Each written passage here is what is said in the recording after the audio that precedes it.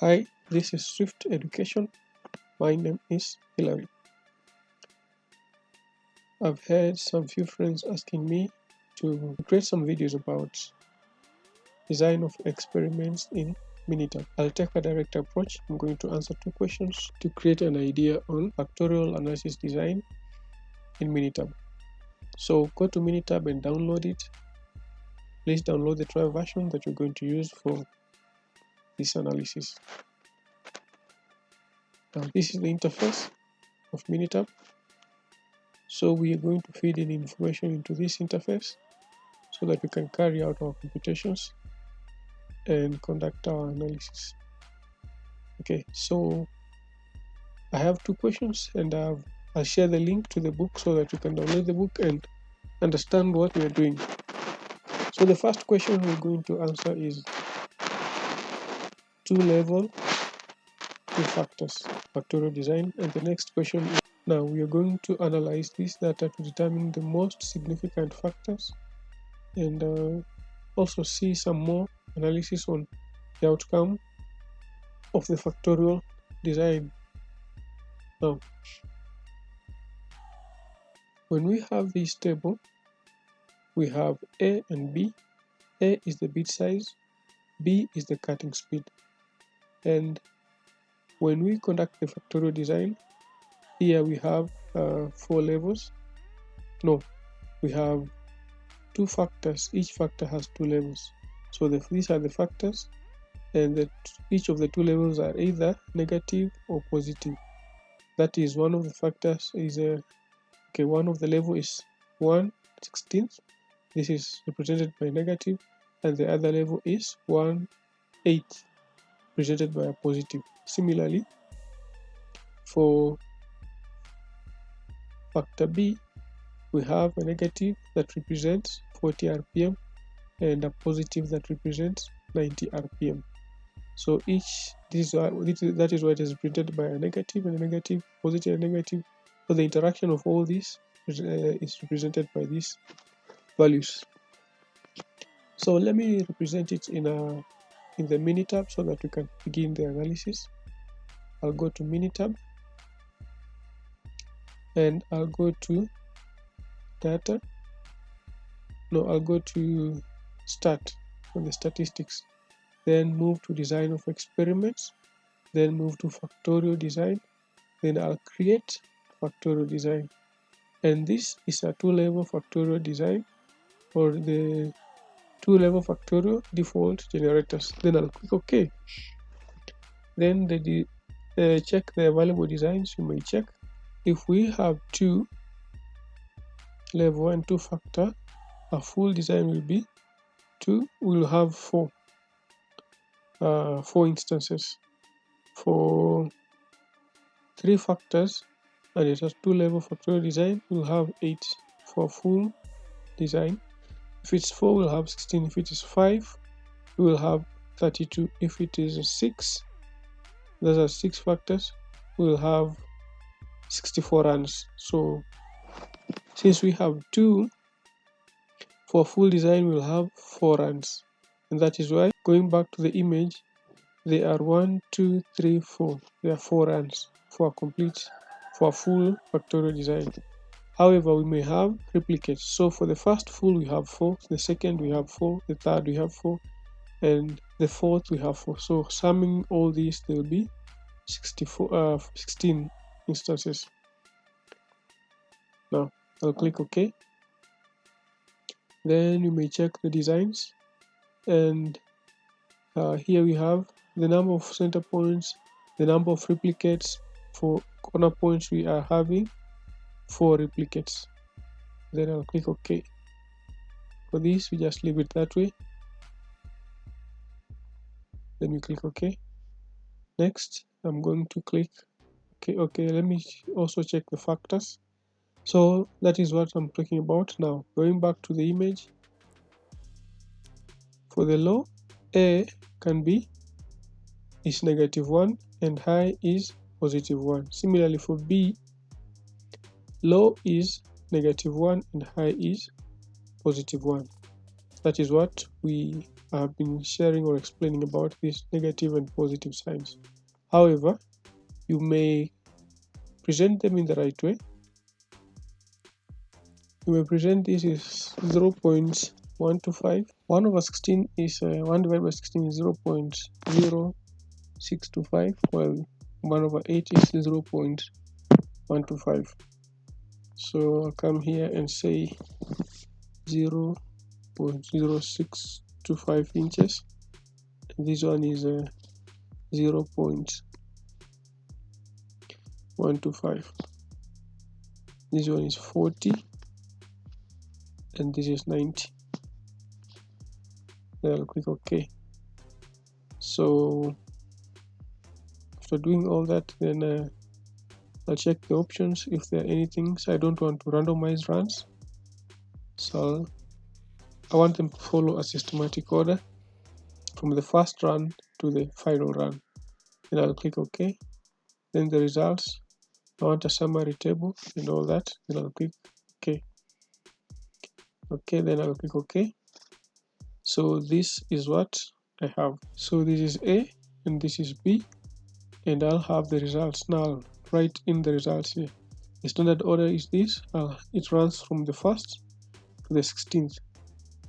And run order also from the 1st to the 16th. Then the center point and blocks, you may ignore that. So I'll type in here the results. So these are the results, and I'm going to type in, for example, the first is when both of them are low. So it is 0.0625 and 40, both of them are low. It will be 18.2.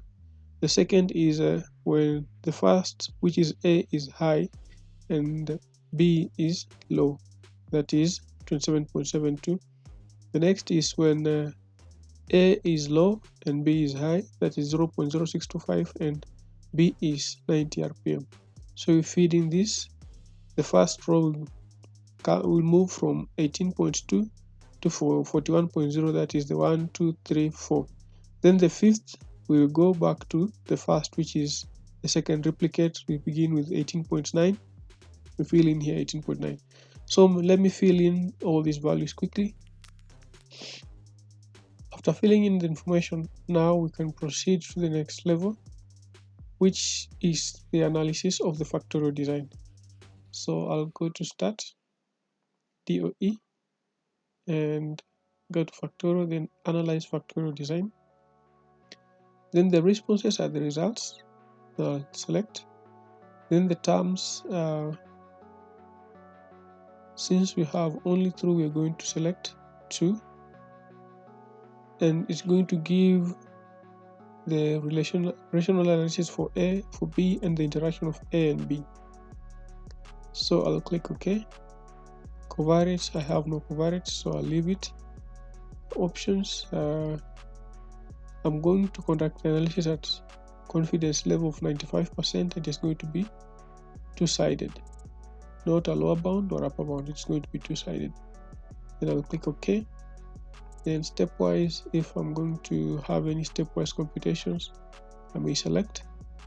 Then for the graphs, I want the Pareto chart, and the residual for the plots, I want it to be regular rather than standardized or deleted.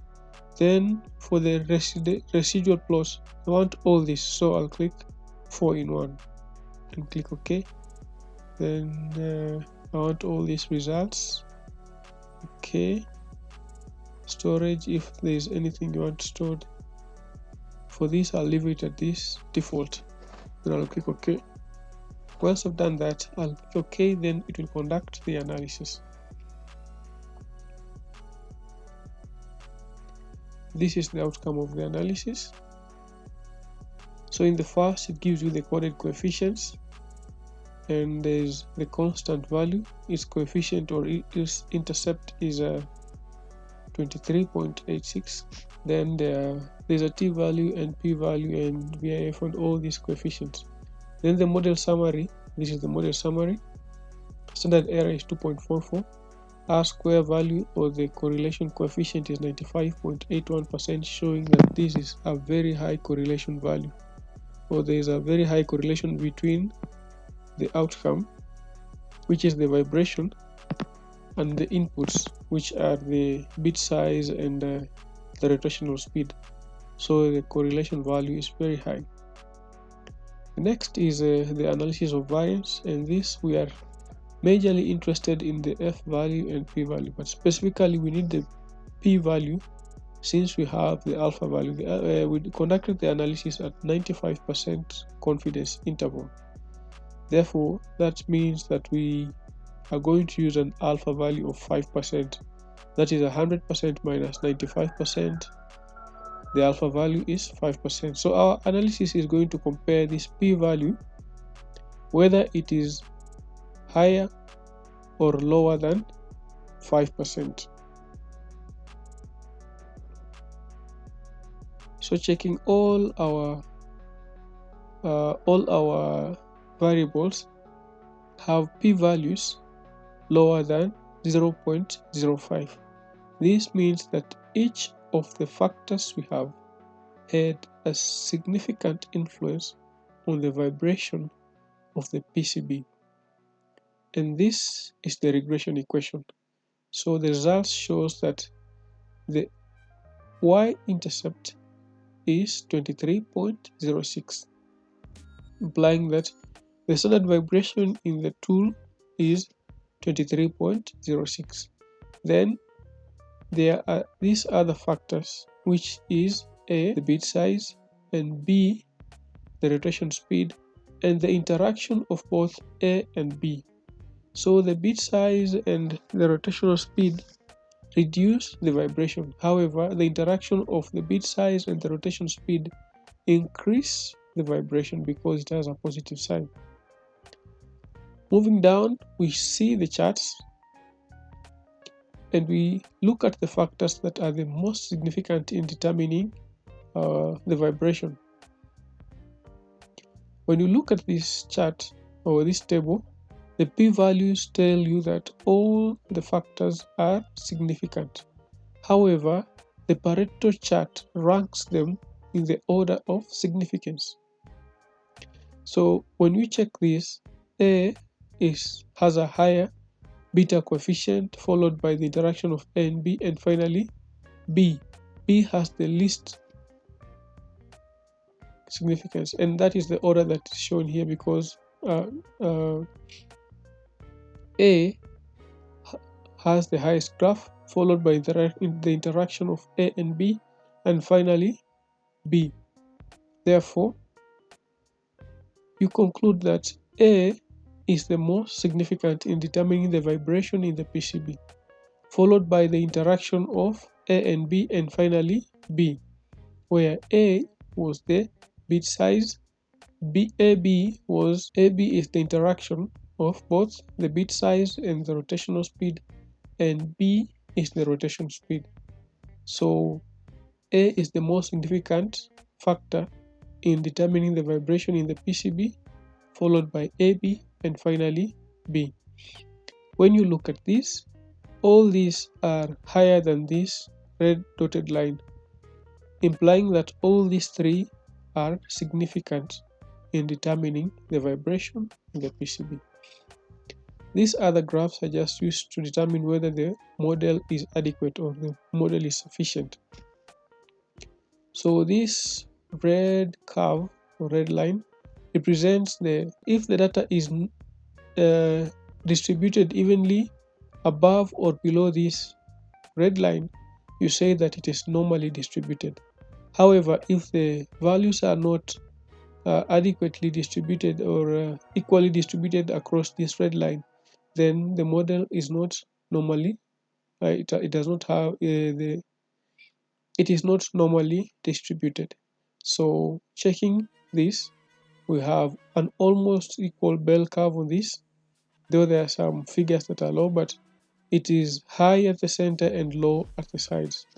This versus fits plot is used to show that there is a constant variance because it is also equally distributed across above or below this dotted line. Therefore, this has a constant variance. Similar to this shows autocorrelation. Therefore, the model is adequate or the model is sufficient in explaining the factorial distribution or the factorial analysis. Therefore, From these, we understand what we are interested in majorly is this table, the analysis of variance and the p-values, and we're going to check whether they are above or below 0.05. We are interested in the regression equation. We are interested in the Pareto chart, ranking the most significant factors. And finally, we are interested in the model sufficiency by checking the normal probability, the constant variation, the histogram, and the versus order plots. We finished the first question. Let's look at the second question. In the second question, we are having three factors at two levels. No, it's a three factor, two level, or two level, three factors. So it is an engineer is interested in the effects of cutting speed. A is cutting speed, B is tool geometry, and C is the cutting angle. So we are going to assess the impact of the cutting speed, the tool geometry, and the cutting angle on the life in hours of the machine tool. Two levels of each factors are chosen and three replicates, three-factor, two-level factorial design, and all these are run. So we are going to answer this question, estimate the factor effects, which effects appear to be large.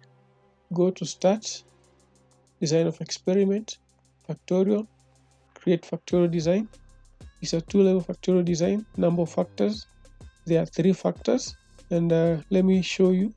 There are 8 runs. This is 1, 2, 3, 4, 5, 6, 7, 8. So there are 8 runs. Next, I'll click the designs. It is a full factorial design. Then the number of replicates.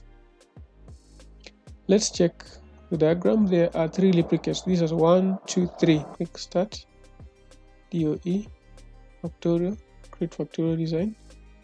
Then let's check the available designs. Okay, factors. The lower factor is -1. High is 1. Then this is -1. Then this is 1. Okay.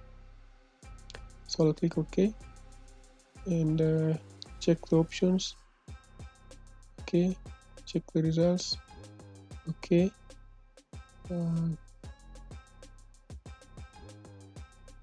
Making sure that everything is okay. Okay, this is what we have. Exactly what I needed.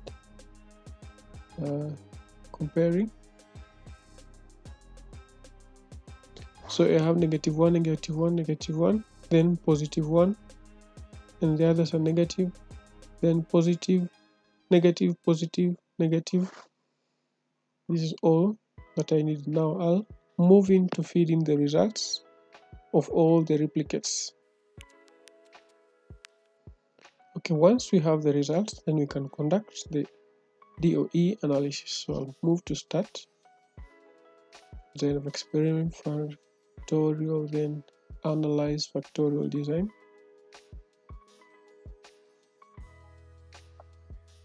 The results are what I need. Then the terms are, I'm going to use all the terms. That is A, B, C, interaction of A and B, interaction of A and C, interaction of B and C, interaction of A, B and C. Then I'll click OK.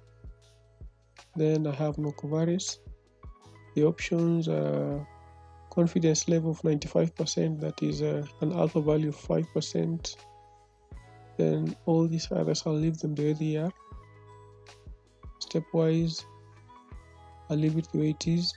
Graphs, I'll have the Pareto chart. Then I'll choose this 4-in-1, all this in one. Okay, I may also select the normal graph if I need to, or the normal probability plot, and I'll click OK and check the results. All these results, I need them. Then the storage, I need to check this. So you may wish to check the standard residuals, deleted residuals, leverages, and all these if you wish to check them. So I'll not select any there. Then I'll click Okay, and this is the analyzed information. First, we check the coded coefficients and we check the p-values. You'll find that A has a p-value higher than 0.05. That means that it is not significant. Then checking at the interaction of A and B has a p-value of 0.441, which is higher than 0.05. Similarly, the interaction of B and C and the interaction of A, B, and C have values higher than 0.05. That means that they are not significant. In determining, what were we checking? Yes, in determining the wearing of the life of the machine in hours. Yes, we are checking the life of the machine in hours. Then moving this at this section, the model summary, we have an R-square value of 76.41%. This is a relatively high correlation coefficient, but it is not strong.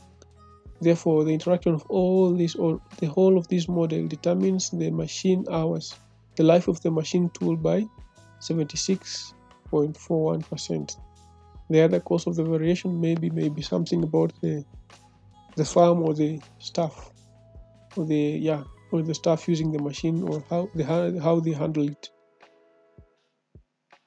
Now, checking the p-values.